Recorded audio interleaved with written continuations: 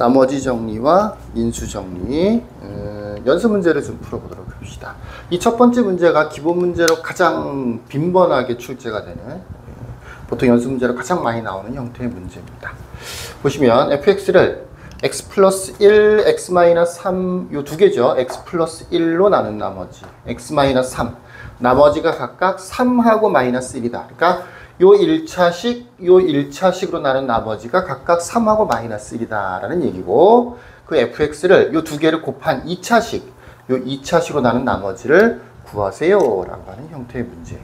그러니까 실제로 나눗셈을 3번 정도 하게 되는 거죠. 똑같은 fx에 대해서 x 플러스 1로 나눴을 때 나머지가 3이다와 x 마이너스 3으로 나눴을 때 나머지가 마이너스 1이다와 요 두 개 곱한 식으로 나눴을 때 나머지를 구하세요. 이렇게 나눗셈이 3가지가 섞여 있는 문제인 거예요.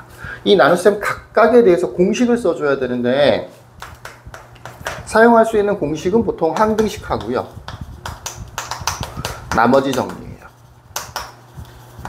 일단 직접 나눗셈을 하는 경우는 특별한 경우이기 때문에 그거는 빼고 대부분의 나눗셈에 대한 문제는 항등식 아니면 나머지 정리인데, 어떤 한 문제를 풀이할 때 이거는 항등식으로 풀어야지 그게 아니고, 좀 전에 나눗셈을 3번이나 한다 그랬었죠, 그죠? 그 나눗셈 한 번당 각각에 대해서 어떤 거는 항등식으로 풀어주는 게 좋고 어떤 거는 나머지 정리로 풀어주는 게 좋고 이렇습니다. 모든 걸 다 항등식으로 풀어도 돼요. 나머지 정리라는 것도 원래 항등식에서 온 거기 때문에 항등식으로 풀어줘도 되는데, 나머지 정리가 항등식보다 훨씬 더 간단하다 그랬었죠. 대입만 하면 바로 나머지가 나오는 거니까 훨씬 더 간단하단 말이에요. 그러니까 되도록이면 1순위로는 나머지 정리를 써줘야 되는 거고, 2순위로 이제 항등식 나머지 정리를 사용하기가 불편한 모양, 나머지를 정리를 쓰면 안 되는 모양에 한해서 항등식을 이용해서 문제를 풀어준다고요. 항등식도 잘 안 돼. 그런 경우에는 직접 나눗셈을 해야 되겠죠. 순서가 그렇게 되는 거예요. 그러면 어떤 경우에 이 나머지 정리를 쓰는 거냐? 첫 번째로는 나누는 식이 1차식이라 해야 돼요. 1차식으로 나눈 경우. 벌써 얘는 안 되는 거지. 2차식인 거니까. 얘는 항등식으로 넘어가야 되는 거예요. 1차식으로 나누는 경우. 두 번째는 나머지만 있을 때. 뭐 몫이 뭐다라든지 몫을 구하세요. 이런 문제는 이 나머지 정리를 쓸 수가 없어요. 몫에 대한 언급이 없으니까 몫에 대해서는 뭐 나눗셈을 끽 해봐야 나눗셈이라는 게 원래 몫과 나머지인 거잖아. 근데 몫에 대한 언급이 없는 경우가 있어. 1차식으로 나눴을 때 몫이 뭐고 이런 식으로 나오는 문제는 나머지 정리를 쓸 수가 없어요. 써봐야 항등식을 다시 만들어줘야 돼요. 1차식으로 나눴으면서 나머지만, 그러니까 두 가지야. 나머지가 주어져 있거나 나머지를 구하라고 하거나, 이 두 가지 경우에만 나머지 정리를 쓸 수 있다고. 상당히 제한적이지. 근데 그렇게 나오는 문제가 많기 때문에 그런 거예요. 자, 그래서 이 문제 같은 경우에는 첫 번째로 x 플러스 1이나 x 마이너스 3으로 나눈 나머지가 딱딱 주어져 있죠. 몫에 대한 언급도 없고 각각은 다 1차식이고, 그러면 나머지 정리를 여기서 한번 써줄 수가 있는 거야. 얘는 마이너스 1 대입하면 0 되는 거지. 그래서 마이너스 1을 대입하는 거예요. 그럼 f 마이너스 1이 되는 거고, 그 값은 3이 되는 거죠. 왜? 마이너스 1 대입하면 나머지가 나와야 되는 거거든. 얘 같은 경우도 f3은 여기 있는 마이너스 1이 돼야 되는 거지. 그러니까 이 첫 번째 줄 굉장히 길죠. fx를 요거로 나눈 나머지가 각각 3하고 마이너스 1이다를 축약하면 요렇게 두 가지 조건으로 압축이 된다라는 얘기야. 세 번째 거만 풀면 정답이 되는 거죠. 근데 세 번째 거 같은 경우에 얘는 기본적으로 2차식이기 때문에 일단 땡이죠. 얘는 할 수 없이 항등식을 써야 되는 거지. 이렇게 fx를 요걸로 나눈 거기 때문에 fx는 요거 x 플러스 1, x 마이너스 3.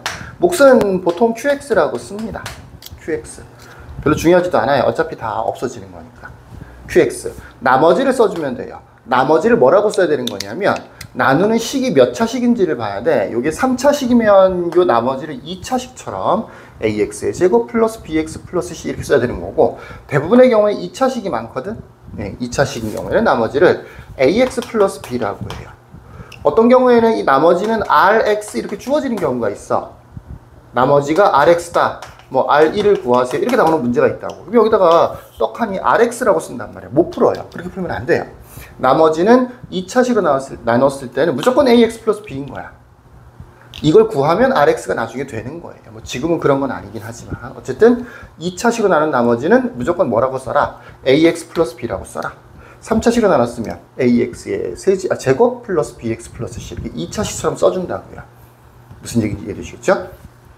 이게 항등식이 되는 거라고요. 나는 항등식 만들었어. 그럼 문제가 풀렸나요? 아니죠. 항등식을 만드는 이유는 뭐냐 하면 이 항등식에 있는 섞여 있는 이 A나 B 미정계수를 구하려고 하는 거거든. 항등식을 만들어 놓은 거는 소용이 없어. 그건 정답이 아니라고요. 항등식을 만들어 놓고 미정계수를 구하는 거야. 그러려면 수치대입법을 써줘야 돼. 네, 특히 요 QX 얘를 없앨 수 있는 요 앞부분 마이너스 1이라든지 3이라든지 이런 숫자들을 대입해 주는 거죠. x에다 마이너스 1을 대입해 주면 여기를 또 fx라고 쓰는 사람들이 되게 많은데 그게 아니고 이 하나의 등식에 있는 모든 x 여기 전부 다 똑같이 대입해 줘야 되는 거야. x에다 마이너스 1을 대입해 주면 f 마이너스 1은 이렇게 돼요. 얘가 0이 되는 거기 때문에 얘나 얘는 얼마가 되는지 중요하지가 않아. 다 0 되겠지. 0을 곱하는 거니까 없어질 거고, 요것도 ax 플러스 b라고 쓰는 친구들이 많은데 x에다가는 동시에 마이너스 1을 대입해 주는 거야. 그러니까 실제로는 마이너스 a 플러스 b가 되는 거야. 마이너스 a 플러스 b. 요 ax 플러스 b라고 쓰면 꽝이야. 안 돼요. 어떤 식에다 대입한다는 것은 그 식 안에 있는 똑같은 문자에 대해서는 똑같은 숫자를 대입해 주는 거야. 근데 여기 보면 f-1이 이 f-1이 3이라고 돼 있죠. 그러니까 이 값이 결국은 3이 돼야 된다는 얘기인 거죠. 또 3도 대입해 봅니다. 3. 그래서 f3은 뭐가 되느냐면 마찬가지겠죠. 얘가 0 되는 거니까 이 전체가 0이 되는 거라고. 요거는 3을 대입해 주면 3a 플러스 b가 되는 거지. 근데 여기 보면 f3이 마이너스 1이라고 돼 있으니까 얘가 또 마이너스 1이 된다는 뜻이 되는 거지. 주로 문제가 요거로 나눴을 때 요거로 나눴을 때 두 개 곱한 걸로 이런 식으로 출제가 된다고. 뜬금없는 식으로 나오는 경우가 잘 없다고요. 주어져 있는 식을 조합해서 만드는 거라고요. 그러다 보니까 이 조건이 이렇게 활용이 되는 거죠. 자, 이제 연립방정식을 풀어주면 돼요. 빼면 되겠죠.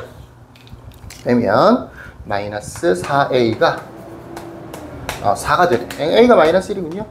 a가 마이너스 1이면 b는 2가 되겠네요. 그죠? 그럼 또 답을 또 a는 마이너스 1, b는 2라고 쓰는 게 아니고 나머지 구하라고 했지. 우리가 ax 플러스 b를 나머지 대신 썼잖아. 이 ax 플러스 b가 나머지란 말이야. 그러니까 정답은 마이너스 x 플러스 2가 되는 거죠. 요게 나머지입니다. 가장 일반적으로 많이 나오는 연습 문제예요. 뭐 요즘은 좀 문제가 발전해서 시험 문제로는 많이 나오진 않는 것 같아요. fx를 요 1차식 두 개로 나눈 나머지가 각각 요거 두 개를 묶어서 곱한 걸로 나눈 나머지를 구하세요. 요렇게 문제를 푼다고요. 나머지 정리, 항등식 요렇게 풀이법이 정해집니다. 자, 두 번째 문제로 가보십시다. 두 번째 문제는 fx를 x 플러스 1, x 마이너스 5로 나눈 나머지가 3x 플러스 1이라고 되어 있어. 그랬을 때 f3x 마이너스 4를 x 마이너스 3으로 나눈 나머지를 구하세요. 이쪽하고 어떤 면이 좀 다르냐면 나누는 식이 일단은 두 개가 이렇게 좀 다르죠. 그죠? 요거 두 개를 그대로 곱해준 거니까 이 두 식을 활용해서 만들었다. 재활용이다. 이런 느낌이 드는데 여기는 x 플러스 1이고 x 마이너스 5인데 뜬금없이 x 마이너스 3이야. 이런 다른 점이 하나 있고 또 하나는 조금 더 중요한 건데 여기는 fx고 여기는 f3x 마이너스 4고 여기는 똑같이 fx였는데 이거는 f3x 마이너스 4예요. 완전 다른 식인 거죠. x에다가 3x 마이너스 4를 대입한 거니까. 그러니까 이 문제가 굉장히 어려워 보일 수 있지. 와, 이거 엄청 어려운데 여기 이런 게 막 들어가 있네. 어려워 보일 수 있죠. 하지만 알고 보면 뭐 똑같은 문제예요. 다 원리는 다 똑같습니다.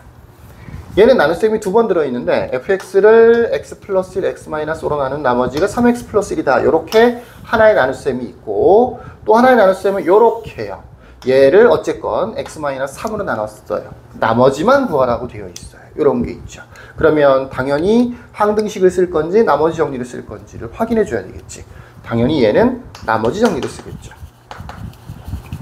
얘가 복잡한 게 중요한 게 아니에요. 1차식으로 나눴다는 거, 나머지만 구하라고 했다는 거. 1차식과 나머지만 구하라고 했다는 거. 이걸 보고 아 얘는 나머지 정리를 써야 되는 거구나 라고 알 수가 있는 거라고. 무슨 얘기인지 이해가 되시겠죠. 근데 요거는 일단 2차식은 나눴잖아요. 나머지 정리는 안 되는 거죠. 이건 항등식을 써줘야 되는 거죠. 그래서 요거는 두 번만 하면 되는데 첫 번째 fx를 x 플러스 1 x 마이너스 5 몫은 qx 나머지는 3x 플러스 1이라고 합니다. 이렇게요. 항등식을 하나 만들어 쓴 거죠. 보통 여기 미정계수가 섞여 있으면 수치 대입을 할 텐데 아직은 할 필요가 없죠. 네, 남겨놓으세요. 요거를 활용해서 두 번째 거를 풀 수 있습니다. 자, x-3으로 나눴으니까 이제 뭐만 하면 되는 거야? x에다가 3만 대입해주면 나머지가 바로 나온다고요. 근데 f3이 되는 거냐? 아니죠. x에다 3 대입한다고 해서 무조건 f3이 되는 게 아니죠. 만약에 여기다가 x에다 3을 대입했으면 f3이 되겠지. 근데 여기다가 x에다가 3을 대입하는 거니까 요 안에 있는 3x-4 요 x에다가 3을 대입해 보면 9-4가 되는 거니까 5가 되는 거죠. 이 식을 x-3으로 나눈 나머지는 f5가 되는 거예요. f5를 구하세요 라는 문제가 되는 거야. 나머지를 구하세요. f5를 구하세요. 이렇게 되는 거죠. 그럼 이 f5를 뜬금없이 어떻게 구해? 위에 거에서 구할 수 있어요. 여기 fx잖아. 요 x에다가 5를 대입해주면 f5가 구해질 거 아니야. 그리고 요렇게 연결되는 거지. 어차피 5를 대입하면 이만큼은 없어지겠다라고 생각해 볼 수가 있죠. 그래서 이 식에다가 x에다가 5를 대입해 보면 f5는 이렇게 될 거고 이만큼은 다 사라질 거고 여기만 15 더하기 1 해서 16이 되는 거죠. 그러니까 f5를 구하는 거니까 f5가 16이니까 아 정답이 16이구나 이렇게 알 수가 있는 겁니다. 그러니까 항등식을 썼는데 미정계수가 없어서 당장 대입할 게 없어. 그럼 이거 괜히 쓴 거냐? 쓸 필요도 없었냐? 그게 아니야. 이 식을 이용해서 두 번째로 진짜로 구하라고 하는 게 있어. x-3으로 나눈 나머지가 무조건 f3이 아니다. 그게 아니고 x에다 3을 정확하게 대입을 해줘야 돼. 그러면 f3이 아니고 f5가 만들어져.